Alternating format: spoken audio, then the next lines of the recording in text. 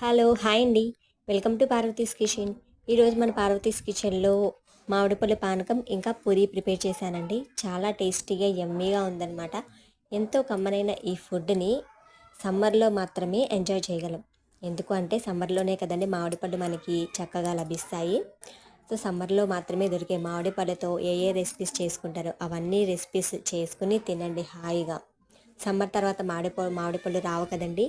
So సమ్మర్లో దొరికే పచ్చి మామిడికాయలే కాదండి, ఇలా మామిడి పళ్ళు రసాలు అవన్నీ ఏ సీజన్లో వచ్చే ఫ్రూటు ఆ సీజన్లోనే బాగా ఎంజాయ్ చేయాలండి. చాలా టేస్టీగా ఉండే ఈ మామిడిపళ్ళు పానకం యొక్క వీడియో అనేది మన ఛానల్లో అప్లోడ్ చేస్తానండి. ఇంకా అప్లోడ్ చేయలేదు, వీడియో అయితే షూట్ చేసి పెట్టాను. సో మరి మీకు ఈ మామిడిపళ్ళు పానకం ఇంకా పూరీలు రెసిపీ అనేది మీకు నచ్చుతుందా లేదా నాకు కమెంట్ సెక్షన్లో కమెంట్ చేసి చెప్పండి.